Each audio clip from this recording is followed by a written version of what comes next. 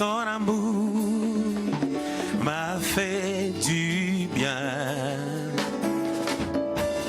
Sa puissance a brisé mes liens. Je suis sorti vainqueur de l'épreuve, car ton amour a fait ses preuves. Laisse-moi chanter, ton amour est là. Oh, laisse-moi chanter, ton amour est là. Oh, laissez-moi chanter. Come on. Oh, laissez-moi chanter. Alléluia. Oh, laissez-moi chanter. Jésus. Oh, laissez-moi chanter. Tu es Seigneur. Oh, Jésus, tu m'as fait du bien. Tu m'as fait du bien. Du bien, Jésus, du bien, du bien, du bien. Tu m'as fait du bien. La brocoba santa. Tu m'as fait du bien. Chante la magie. Tu m'as fait du bien, Jésus. Tu m'as fait du bien. Tu m'as fait du bien.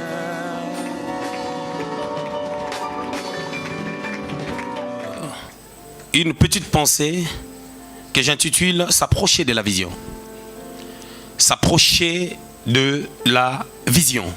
S'approcher de la vision, deux mots essentiels qui couvrent notre plan thématique. S'approcher veut dire aller plus près. Ou encore être plus près. S'approcher, c'est avancer de quelque chose.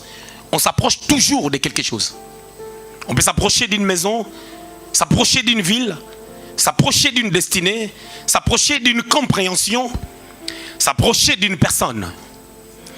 La vision, il y a quelque chose qu'il faut retenir concernant la vision.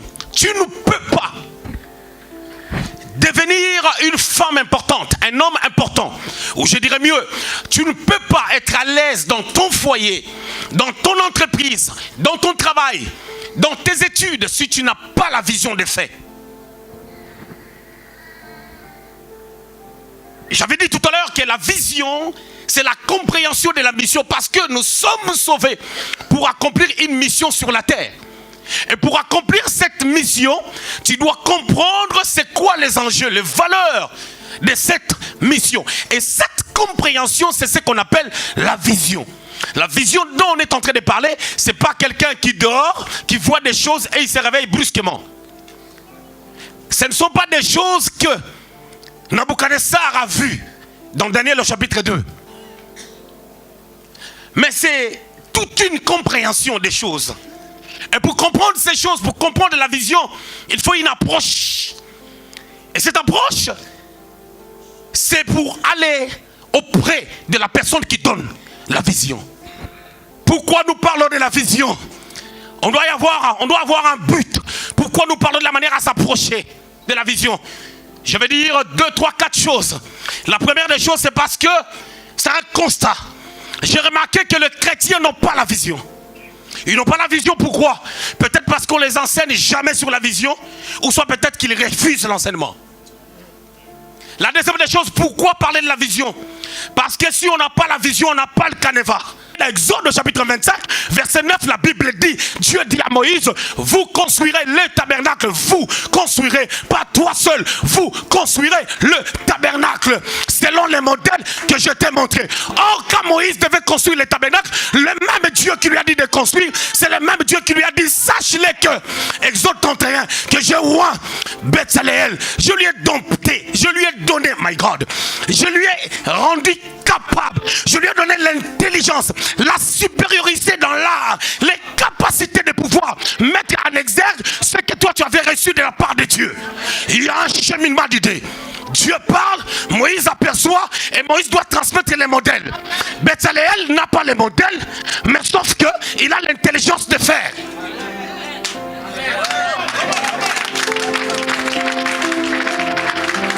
Moïse a appris, il a étudié, il avait une certaine connaissance. Non seulement de cette nation, parce que les historiens ont dit qu'il était en train d'être préparé pour être pharaon.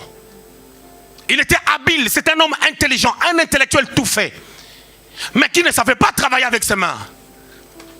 Dieu appelle un homme intelligent à la personne de Moïse. Quand je vais rentrer dans les textes que je viens de lire, dans Exode au chapitre 3, vous allez comprendre certaines valeurs liées à cette personne. Les capacités qu'il avait, il devait maintenant construire les tabernacles. Mais lui, il ne peut pas travailler avec les mains. Qu'est-ce que Dieu a fait? Dieu lui-même déjà, il a choisi quelqu'un, il l'a oint. Il lui a donné l'intelligence. En d'autres termes, si tu es un frère à l'église, une soeur à l'église, Dieu t'a donné un don. Sache-le que c'est Dieu qui te l'a donné pour la bénédiction de l'église. Ne tape pas la poitrine pour dire c'est moi exaucé, le plus grand prophète. C'est moi ceci, c'est moi je fais des miracles. Non, il faut que tu saches que tout don parfait vient du Seigneur. La vision nous parle de ce que nous devons faire ici sur la terre. Parce que toi et moi, nous sommes venus à l'église pas seulement pour aller au ciel. Dieu le savait. C'est pour cela qu'il a dit, dans Jean 3, 16, Dieu a tant aimé le monde, et il a donné son fils, afin que quiconque qui croira ne périsse point, mais qu'il ait la vie éternelle. Mais dans une autre dimension, quand on part dans Jean 10, 10, vous allez voir que cette vie a deux dimensions. Je suis venu afin que mes brebis aient la vie et qu'ils l'aient en abondance. Il y a la vie éternelle, mais il y a aussi l'abondance ici sur la terre. Et à cette dimension, on parle de tout ce dont l'homme a besoin par rapport à son bonheur. La prospérité, les mariages, les succès, le progrès, la bonne santé. Tout ça, ça fait partie de ces paquets que Dieu nous a donnés au travers du salut. En recevant le salut, on ne reçoit pas seulement l'héritage de la vie éternelle, mais on reçoit aussi la quiétude ici sur la terre. On reçoit aussi le bien-être sur la terre, parce que la bénédiction a aussi un impact évangélique. Quand un chrétien est béni, il y a un impact évangélique. Bien aimé, ne vous disputez pas par rapport à ce que Dieu fait avec les autres. Ne comparez pas les gens en disant elle est moins spirituelle que moi, pourquoi Dieu peut faire ça? C'est une mauvaise démarche. Il y a des gens que Dieu visite pour un but, soit pour attester l'authenticité d'un ministère, soit c'est pour marquer une saison, soit c'est à cause d'une offrande qu'un ancêtre avait donnée par rapport à la famille, et le reste c'est Dieu qui va s'en occuper. Il y a des gens que Dieu bénit, ils ne sont pas encore corrects, mais Dieu sait ce qu'il est en train de faire. C'est le Dieu puissant qui a été son conseiller. Il n'a pas de conseiller, il est Dieu, il fait ce qu'il veut. Nous autres là, si ça dépendait que d'autres personnes, pour eux, Dieu pouvait retirer la chose qu'il a placée en nous. Comme ce n'est pas moi qui lui ai demandé, comme ce n'est pas eux qui ont voté afin que cette chose soit placée en moi ou en toi, nous sommes heureux et bénis de posséder une petite portion de quelque chose de la part de Dieu, qu'importe ce que les gens peuvent penser de toi. Mais écoutez bien dans le Seigneur, Moïse, par cette priorité, la deuxième dimension, après avoir tourné pour voir la vision, il a commencé à s'approcher. C'est là où j'ai tiré les thèmes, s'approcher de la vision.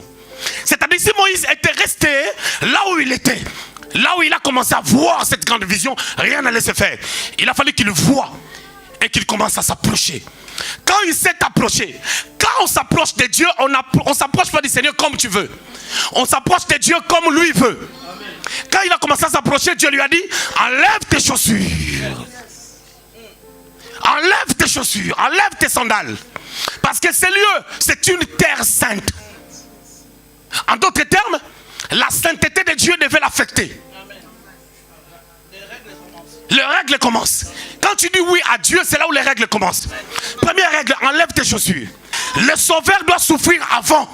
Raison pour laquelle les hommes de Dieu payent un grand prix par rapport à leur ministère.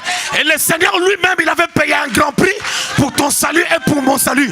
Parce que les sauveurs suivent avant. Parce que Moïse était Christ. Il est venu chez les siens ne l'ont point reçu. Jésus est venu chez les siens, mais les siens ne l'ont point reçu.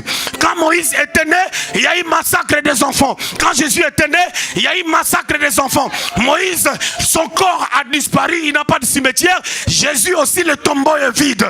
Parce que Moïse était Christ. Le plan de Dieu,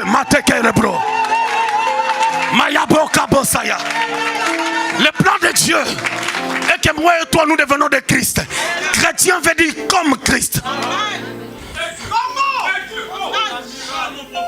Si moi et toi nous ne devenons pas comme Christ, nous ne comprendrons jamais la vision.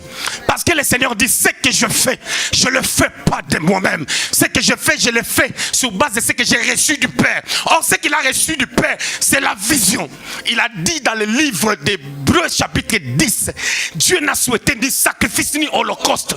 C'est-à-dire qu'il a envoyé détenant une mission particulière. Il a fallu qu'il comprenne cette mission. Cette mission, c'était de mourir à la croix. Mais avant de mourir à la croix, il a prêché. Il a fait du bien. Mais s'il n'était pas mort à la croix, tout ça, ça allait être sans impact. Tu dis, je viens à l'église, je paye ma dîme. Ce n'est pas la finalité des choses. Parce que la vision, c'est la croix. La croix, c'est l'endroit où tu es humilié. C'est l'endroit où tu es déshabillé. Alors, Dieu dit à Moïse, Moïse, tu t'approches de moi, tu gardes tes chaussures. Pendant que quand mon fils montera à la croix, il n'aura pas de chaussures. Enlève les chaussures parce que là où tu es, c'est la croix.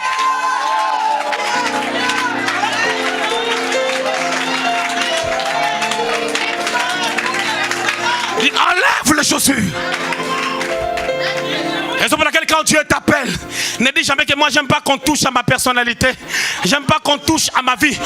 Les gens vont te toucher sans te demander la permission. Matthieu chapitre 4, quand le diable s'est approché du Seigneur pour le tenter, il n'a pas respecté sa seigneurie. Il n'a pas respecté son autorité divine.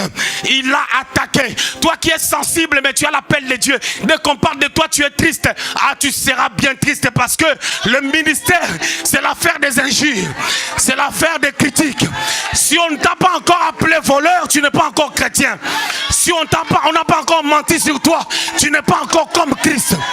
On mentira sur vous, on parlera du mal de vous, mais qu'on ne vous trouve pas dans ces choses. Je voulais dire à quelqu'un, même si on parle du mal de toi, même si le Goliath de ta vie s'élève, sache une chose, chez le Philistin, Goliath est déjà mort. On l'avait coupé la tête chez David. Ne parle pas de Goliath de ta vie parce qu'il n'existe plus. Parce qu'ils ont été déployés, ils ont été enterrés à la croix. Maya Kalabasuta. Bien-aimé, tu peux réveiller Goliath qui est déjà mort, il a la tête coupée. Ne le réveille pas. Il a la tête coupée. C'est David qui avait coupé sa tête. Oui, il a la tête coupée. La Bible dit dans Colossiens chapitre 2, il a effacé l'acte dont les ordonnances nous condamnaient. Quand tu réveilles le Goliath dans ta vie, il se réveillera. Parce que Goliath, c'est pas seulement une personne physique, mais c'est aussi un esprit.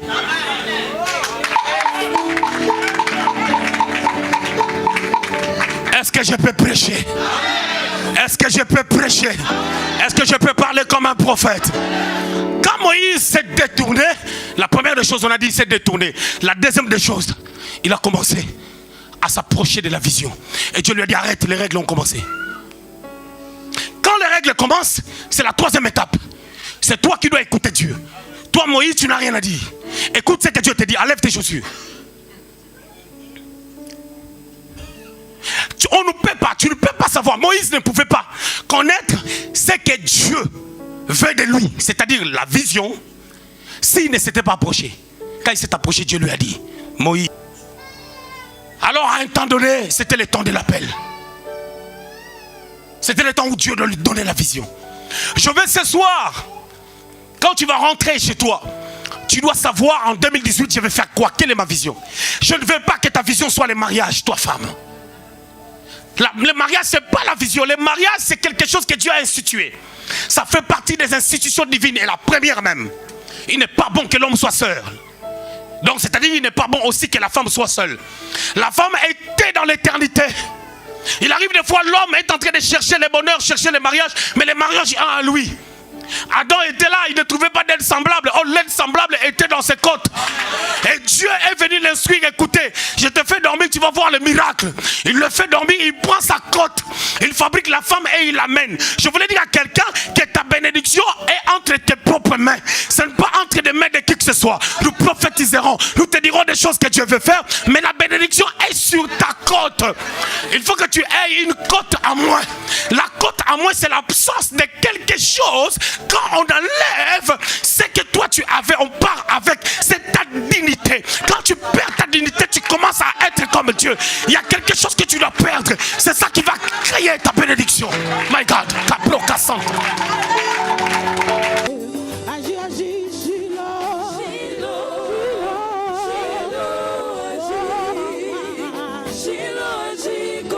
Tu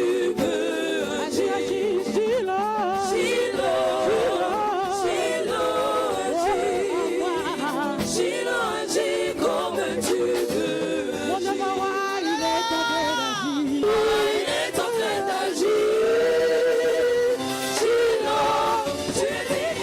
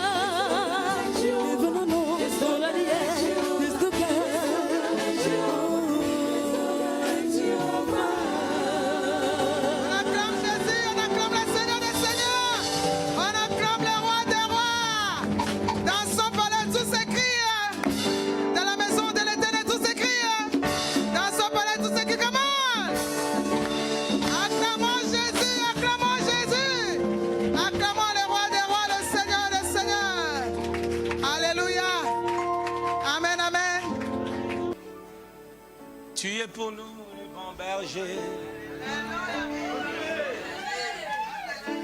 Est-ce que nous pouvons souhaiter bonne année? Nous voulons dire aux gens qui nous suivent en ligne, bonne année! Waouh! Je veux que tu embrasses 4 et 5 personnes pour leur souhaiter bonne année. Souhaitez bonne année, s'il vous plaît. Bonne année. Vraiment avec amour, avec joie, sans rancœur. Bonne année!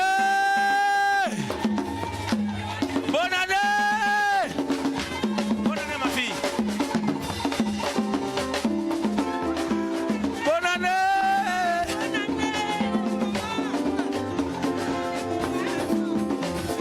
Bonne année! Bonne année!